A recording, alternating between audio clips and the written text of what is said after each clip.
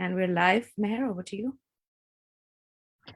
Hello, welcome to Ananke's Women in Literature Festival 2023. This is our third edition, and I am extremely delighted and honored to have here with us today Dr. Hassan Abbas, who is going to be talking to us about the written word and women with a focus on Afghanistan.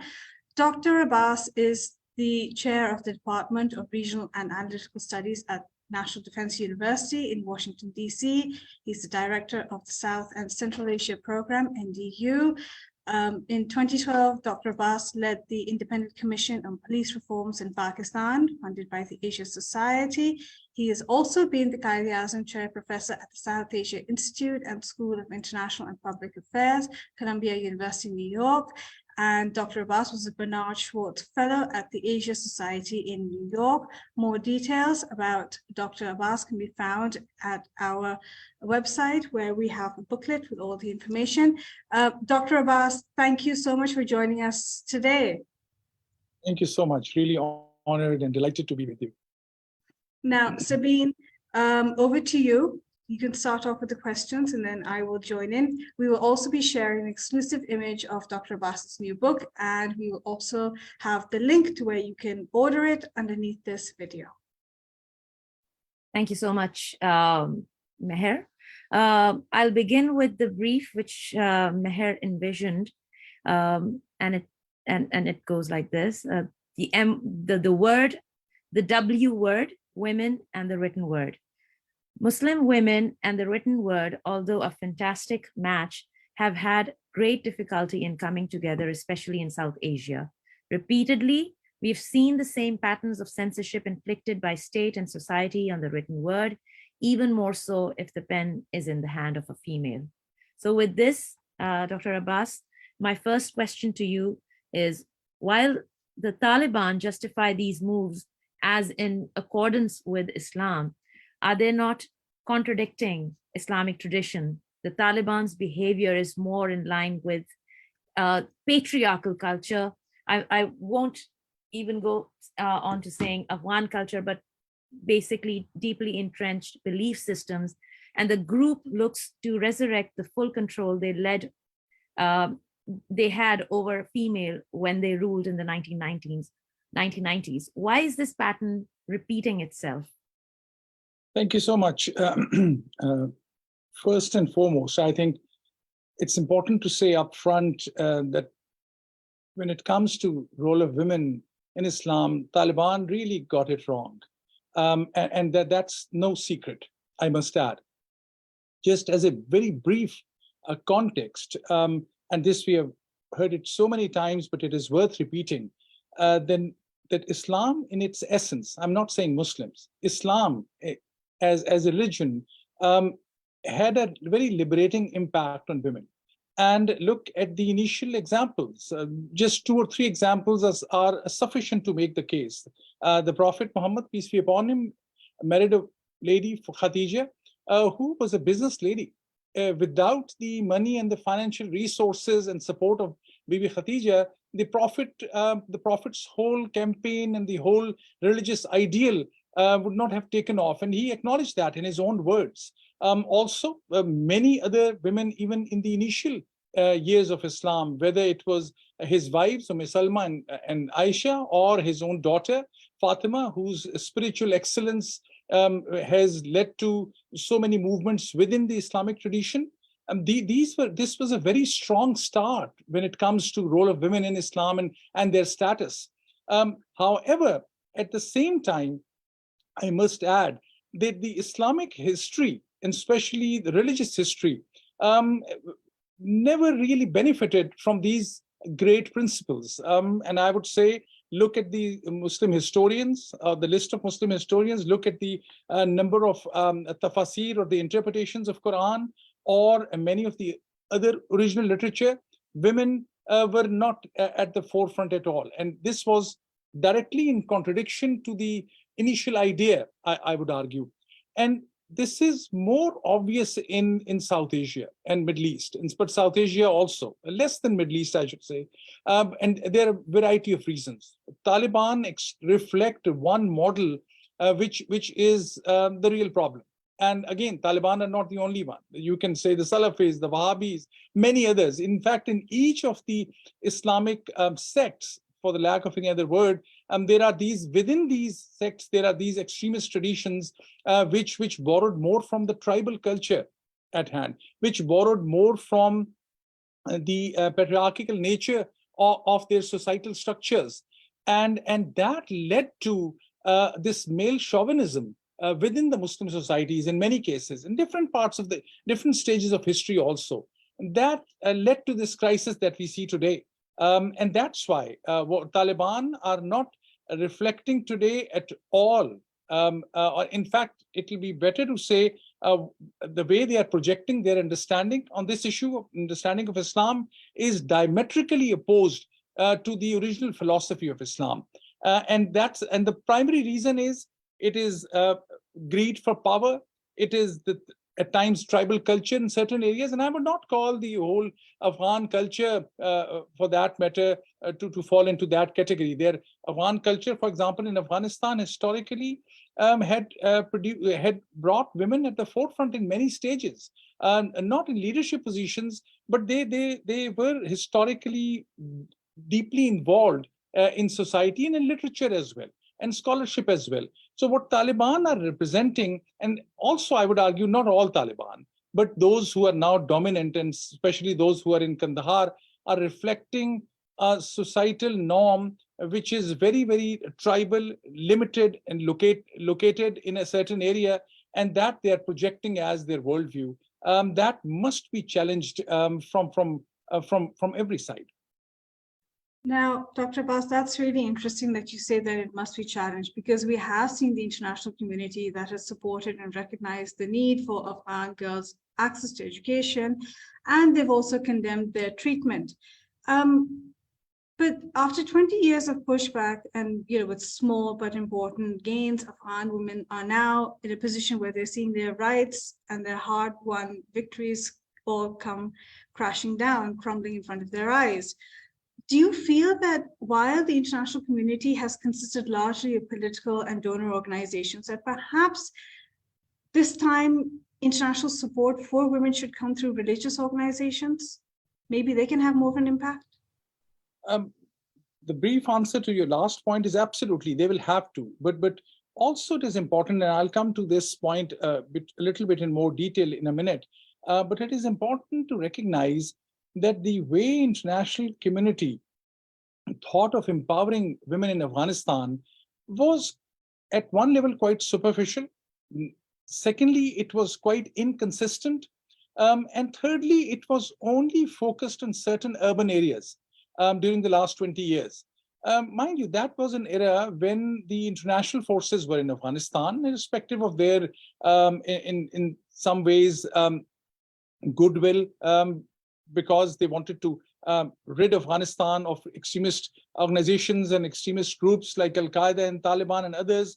But the way in which a new elitism was supported and it was financed, it was very problematic. That's why we are seeing with millions, actually not millions, billions of dollars. In fact, the latest figures, there's a new document that has come out from the White House in US, an initial review of the whole 20 years of war. The whole real version is a classified version, but what we are seeing is a summary which is now on the available widely, which explains some of the major failures and some of the major gaps. And some of those are, you cannot take the idea of democracy and just force it and place it somewhere. And I'm not saying this in terms of any criticism of democracy, obviously. What I'm saying is the way these things were instituted was very problematic. The way the whole idea of security, I'm just giving an example. The idea of security was conceived in case of Afghanistan was in terms of build their military. No one thought of building their police. No one thought initially of building a rule of law system, a criminal justice system which provides everyone the right to be treated equally. If that was done, women would have received the institutional support. But this was done as not really tokenism, but something close to that. So that's why, yes, the urban areas, there were many more schools. Women were given seats or representation in the parliament. They were by and large, women were supported in urban areas. There was nothing substantial that was done in terms of women education in the rural areas. And 80 to 90% of Afghanistan is rural. So the international community absolutely failed in the last 20 years to do something really substantial. That's why we are seeing the situation today. Taliban are back because the way we attempted to do nation building or state building was defective. It was the international community, including international NGOs and others, I think never put their heart into it. And also the other parallel fact to think about is whether you can really make a change from outside, which is sustainable, which is real change. Change comes from within. You always have to find people, local indigenous people who are agents of change and support them, make them your heroes, rather than picking up your own choices and your favorites. Having said that, now we are at a point that yes, Taliban are showing their true colors. I can't say it in any other way. However, there are some differences in the way they are dealing with this issue today than last time. The 1990s Taliban, remember, they had enforced the burqa, which we call in South Asia the shuttlecock burqa, not showing face, and that a demeaning way to impose on women. Now we are all seeing currently, despite all the oppression, women have been protesting. So some of the investments by the international community are there to stay, and that we are seeing urban women who are challenging even the Taliban state. Also, during the work on my book, I realized and I learned that in certain areas in Afghanistan, in rural areas, there were some Taliban leaders who were defying the orders of the Taliban hierarchy from Kandahar and Kabul, and they were saying, no, we will allow girls to continue to go to school. And there were different stories that were done on major international news networks. They're not getting the projection that those stories should get. But the major difference from the last Taliban era is that there are some Taliban leaders, I don't know how to frame or categorize them, because the word moderate has lost its real charm or its real meaning, because we have used that word so often whenever we want to depict something different or something Western. So we say moderate Islam or moderate Muslims, which is very problematic. So I don't want to use the word moderate Taliban, but there are certainly some Taliban who are not supportive of this dogmatic way in which the Kandahar Taliban leaders, who are all the ideologues, the top leadership is in Kandahar. And they are the one who are forcing this kind of very oppressive way of dealing with women. And there are challenges. Those challenges are not winning at this moment, but they are there and they are raising their voices.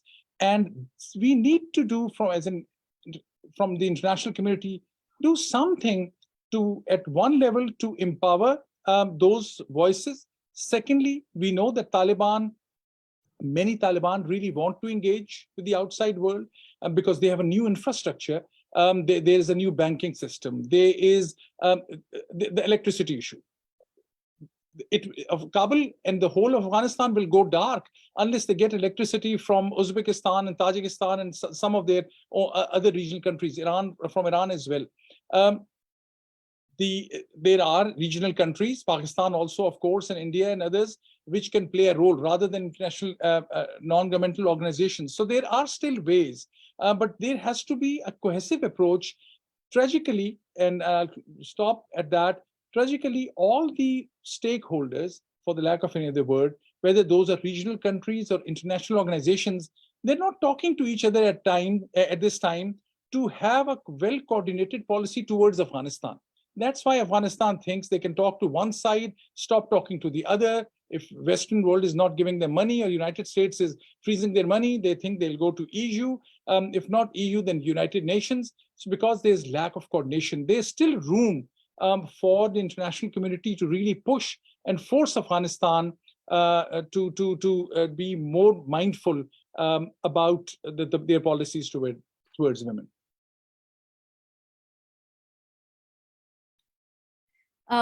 There are many layers. While you were talking, there were so many layers and topics that you touched upon, and it made me think.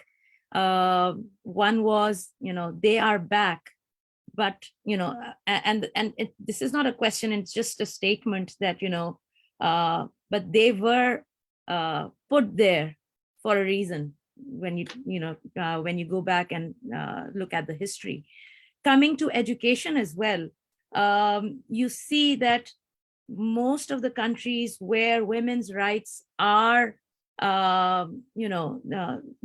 there's gender equality and marginalization of women, it's because of lack of education. But on the other hand, you also see the new Taliban being very tech savvy. There's well, they may be smart before as well, but they're very smart. But I also think the international community isn't doing anything. Yes, there was a ruckus when they they claimed power, but as soon as the Ukraine war or any other thing, which is of course equally important, came about, they forgot. And this is something that I spoke to a dear friend of mine. She's a human rights activist, and she's actually rescued more than 50 to 100 Afghan women from Afghanistan, not Afghan women from in Afghanistan, brought them to different countries, including the UAE, the UK, and the US, with Phyllis Kessler, who's a feminist, second wave feminist. The international community has forgotten because it has a new, they have like new projects, for the lack of a better word. How do you respond to that? I think you're absolutely right. There's this lack of interest and lack of vision also, and because we've allowed Afghanistan to go in a certain direction, and these were the things which should have been on top of the list when the negotiations were happening. Now we have these clips from those even closed door Doha negotiations, where one of their cabinet members, who's now holding a very important position, had made a very clear commitment to the Americans, to the other institutions dealing with them at that time. And we're talking about 2020, 2021, saying that, look, we will allow girls' education. They had made a commitment that they will allow women to continue their jobs in Kabul in the government institutions. Of course, the way things ended when Ashraf Ghani and the whole Afghan cabinet fled, that led to a situation where Taliban all of a sudden found themselves to be in total control, and that the failure of withdrawal as well, that led to many questions that remain unanswered. The transition was so abrupt that all those commitments that were made, there was no way to enforce those. And secondly, since then, you're so right, with all that is happening in Ukraine, Russia, elsewhere as well, there's this lip service. These stories will come in international media, but whether there are so many Afghan women, brave and courageous, who are outside Afghanistan now. They are in different think tanks, other education institutions. They are not getting their ideas or their thoughts heard. Once in a while, here or there, for tokenism, just to get a story out, they are brought in. But by and large, in major negotiations still that are happening at various levels, for instance, the regional countries. Pakistan still, although Pakistan is getting its own taste of supporting Taliban by seeing how the Pakistani Taliban have started creating havoc in Pakistan, but still they have influence. Other countries which are supporting them, two countries, especially Uzbekistan and to limited extent other countries, Turkmenistan as well, Iran, of course. These countries can really push their agenda of at least making a case that girls should be able to go to school. I mean, leave everything else for the time being about job equality, about equality in so many other areas. But the most fundamental thing is that girls should continue to go to school. Now, previously they were saying, we are allowing women to go to universities and colleges. It's only about we are making some arrangements, and they have been giving different dates. There has to be a coordinated international effort, and we are not seeing any interest in that direction. It's all lip service. This is all politics to sound good. There's good sound bites you hear, but when it really comes to taking action, I'm not seeing any concerted effort. You're absolutely right. And for the interest of time, I'll quickly, I wanted to talk about your book, which will be released by Yale University Press on April 11th. In fact, which means it's already released. So congratulations on that. And you have dedicated it to the Afghani women. What role can authors and writers, especially female authors, play in highlighting their stories? And they, as a male writer, is it wrong to write their stories on their behalf? It's a great question. It's a very thoughtful question also. It has to be a combination. I think that the priority should be to give a chance to women in the region, and especially Afghan women, to tell their stories. We need to empower them, create more platforms, create more opportunities for them. That should be a priority. And secondly, in parallel, those who have access to major publishing houses, and that's another, as both of you know, another very complicated issue. Who are the authors who get access to these big trade publishers? What trade publishers look for? Even big academic publishers, and there's the whole politics of that. But then, at least at the secondary level, women in the West, from the region and others who have done field research, who are not armchair experts, living outside or just visiting Afghanistan for 15 days and coming and grabbing a big trade book contract and then writing their stories. I mean, that has actually damaged the cause of not only women, but all other causes which are dealt with in this fashion. So first and foremost, we need to, and there's so many women who are not only brave and courageous, but very capable of telling their stories. I was immediately thinking of when Malala, who has become an icon and who represents in some ways, when she was, her bravery was acknowledged and recognized, and I think she deservedly got the Nobel Prize because it was a very important message, because while she was in Swat, while she was in an area which was under a severe threat of Taliban, she continued to raise her voice. Let's say if she was in Islamabad or Lahore or Abu Dhabi or New York, and she would have made the same story challenging Taliban, that would not have received as much importance, or that would not have been the case with that needed really empowering. But because she was there and she took a chance, and it was highly risky, and she paid for it because Taliban then attacked her. I mean, that's in a way, I'm making a case. We still need to go an extra mile to find women poets, those who write fiction, other women who have their stories, give them opportunities. Everyone, even in Afghanistan, so many people, actually, I'm forgetting the exact figure, but it is still in millions, who have their mobile phones in hand, who still have access to social media. And somehow those stories from the region, from indigenous people, need to be given more space. Mehr, would you like to? Hassan Saab, how does one gain access to these women? That's the biggest issue possible.